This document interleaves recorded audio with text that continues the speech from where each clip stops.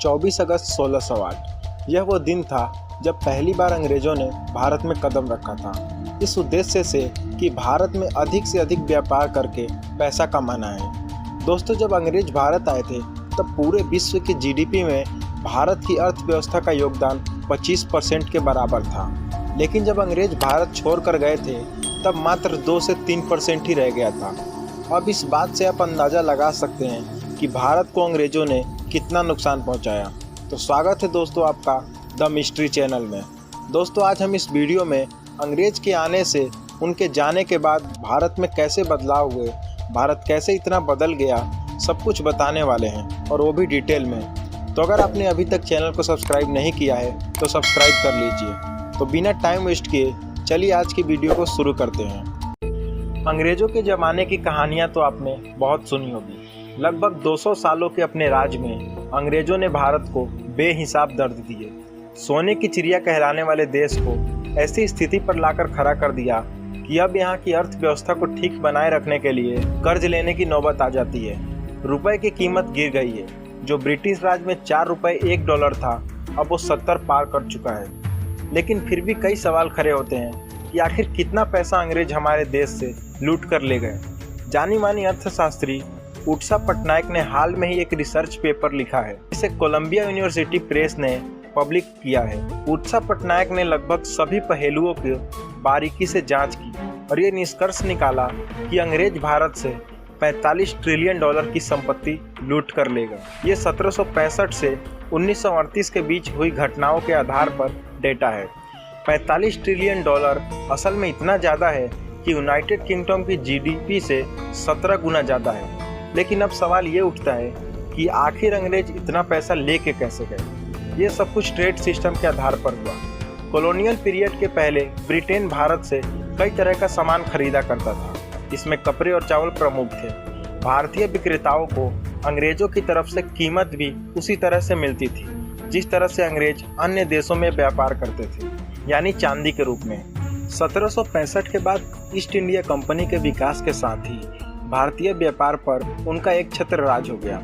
East India company ने कई तरह के टैक्स लगाए। ये कर व्यापारियों पर लगाए गए और साथ ही साथ आम नागरिकों पर भी। इन करों का असर ये निकला कि कंपनी की आमदनी बढ़ गई। इसी आमदनी का 1/3 हिस्सा भारतीयों से सामान खरीदने पर खर्च कर दिया जाता था, यानी जो कर व्यापारी देते थे उसका एक हिस्सा उनसे सामान खरीदने के लिए ही खर्च कर लिया जाता था। यानी कि भारतीय सामान को विदेशी फ्री में इस्तेमाल करते थे, उसके लिए अपनी जेब से पैसा नहीं देते थे। ये किसी स्कैम की तरह था। भारतीय व्यापारी इसके बारे में सोच भी नहीं सकते थे, क्योंकि जो एजेंट उनको टैक्स लेने आता था वो कुछ खरीदता नहीं था, और जो एजेंट सामान खरीदने आता था वो टैक्स नहीं लेता था। इससे पहले किसी भी रिसर्च रिपोर्ट में ब्रिटिश काल के कामकाज पर इतने गहरे तरीके से विश्लेषण नहीं किया गया था।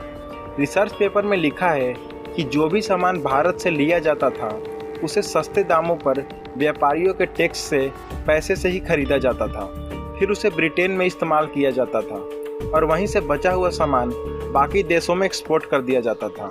यानी फ्री का सामान इस्तेमाल भी किया जाता था और बेचा भी जाता था। भारतीय व्यापारियों का मुनाफा ब्रिटेन तक पहुंचाने के लिए कानून बनाया। भारत से जो कोई भी विदेशी ट्रेड करना चाहता था उसे एक खास काउंसिल बिल का इस्तेमाल करना होता था।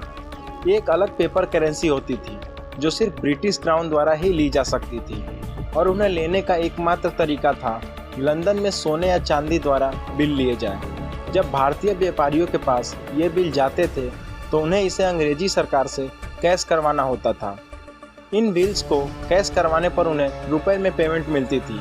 ये वो पेमेंट होती थी जो उन्हीं के द्वारा दिए गए टैक्स द्वारा इकट्ठा की गई होती थी, यानी व्यापारियों का पैसा ही उन्हें वापस दिया जाता था।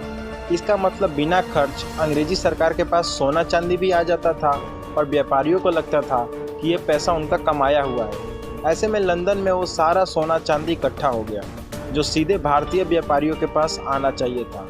इस पूरे करप्ट सिस्टम का असर ये हुआ कि भले ही पूरी दुनिया के सामने भारत बेहद अच्छा बिजनेस कर रहा था और बेहद अच्छा मुनाफा कमाया था, जो अगले 3 दशकों तक देश को चला सकता था, पर भारत के राजसी खजाने और वित्तीय कागजों में देश कंगाल हो रहा था। भारत की असली कमाई ब्रिटेन लूट कर ले जा रहा था। भारतीय खजाने में कुछ न होने के कारण भारत के पास और कोई चारा नहीं था और उसे अपने आयातों के लिए ब्रिटेन से उधार लेना पड़ता था। पूरी भारतीय आबादी इसके कारण कर्जदार होती जा रही थी। जो पैसा ब्रिटेन ने भारत से चुराया उसे हिंसा के लिए इस्तेमाल किया। 1840 में चीनी घुसपैठ और 1857 में विद्रोह आंदोलन को दबाने के लिए तरीका निकाला गया और उसका पैसा भी भारतीयों के द्वारा दिए गए कर से ही लिया गया। इस तरह से भारत को पूरी तरह कंगाल कर दिया गया और साल 1946 में अंग्रेजों ने फैसला कर लिया कि वह भारत को आज़ाद कर देंगे। इसके बाद भारत का नियंत्रण धीरे धीरे देश के नेताओं और अफसरों को देने की प्रक्रिया शुरू हो गई। इस सिलसिले में पहली बार आज़ादी से पहले 2 सितंबर 1946 को अंतरिम सरकार बनाई गई। इसके मुखिया थे जवाहरलाल नेहरू। ये सरकार नई निर्वाचित संविधान सभा के जरिए बनाई गई। ये सरकार 15 अगस्त 1947 तक कामकाज संभालती रही। जब नेहरू ने अंतरिम सरकार बनाई तब तक देश का बंटवारा नहीं हुआ था, लिहाजा इस सरकार में कई मुस्लिम लीग के नेता भी शामिल थे। हालांकि जिस समय ये अंतरिम सरकार गठित हो रही थी उस समय देश भर में कई जगह सांप्रदायिक दंगे फूट रहे थे। वैसे अब तक ये भी करीब तय हो चुका था कि अंग्रेज देश छोड़कर जाएंगे, लेकिन भारत का बंटवारा करके ही जाएंगे। 15 अगस्त 1947 को आज़ादी हासिल करने के वक्त देश के पास अपना संविधान नहीं था और ना ही एक दिन में संविधान बनाया जा सकता था। संविधान सभा का गठन किया गया, लेकिन तब तक के लिए इंडियन इंडिपेंडेंस एक्ट 1947 को प्रभाव में लाया गया और इसके तहत देश को चलाने का फैसला हुआ। इसमें ब्रिटिश संसद द्वारा पारित गवर्नमेंट ऑफ इंडिया एक्ट 1935 को इस्तेमाल में लाने की व्यवस्था की गई। यह ब्रिटिश संसद में पारित सबसे बड़े कानूनी दस्तावेजों में से एक था। इसे तत्कालीन तौर पर संविधान की जगह इस्तेमाल करने का फैसला किया गया। 29 अगस्त को संविधान सभा की ड्राफ्टिंग समिति का गठन किया गया। इसकी पहली बैठक 9 दिसंबर 1946 को हुई। ड्राफ्टिंग समिति में कुल 7 सदस्य थे, जिनको संविधान का एक मसौदा तैयार करना था। संविधान को बनने में 2 साल 11 माह 17 दिन लगे। भारतीय संविधान पर संविधान सभा के 284 सदस्यों ने हस्ताक्षर किए। इनमें 15 महिलाएं थीं। संविधान सभा में भारत का संविधान 26 नवंबर 1949 को पारित हुआ था तथा 26 जनवरी 1950 को लागू हुआ और फिर जवाहरलाल नेहरू को हमारे देश का पहला प्राइम मिनिस्टर बनाया गया, जिसके बाद उन्होंने कुछ गलतियां की जिसकी सज़ा भारत आज भी भुगत रहा है। साल 1950 तक कोको आइलैंड भारत का ही था, जो कि कोलकाता से मात्र 900 किलोमीटर की दूरी पर था। जवाहरलाल नेहरू ने इसे बर्मा को तोहफे के रूप में दे दिया। बाद में बर्मा ने इसे आइलैंड को चाइना को तोहफे में दे दिया। अब इसी आइलैंड से चाइना भारत को आंखें दिखाता है। साल 1952 में नेपाल के राजा त्रिभुवन विक्रम शाह चाहते थे कि नेपाल भारत में मिल जाए और नेपाल भारत का एक राज्य बन जाए, लेकिन जवाहरलाल नेहरू ने यह कह के ठुकरा दिया कि दोनों देशों के मिलने से फ़ायदा कम नुकसान ज़्यादा होगा। अगर आज नेपाल भारत का हिस्सा होता तो चाइना नेपाल के जरिए भारत को ब्लैकमेल नहीं कर पाता।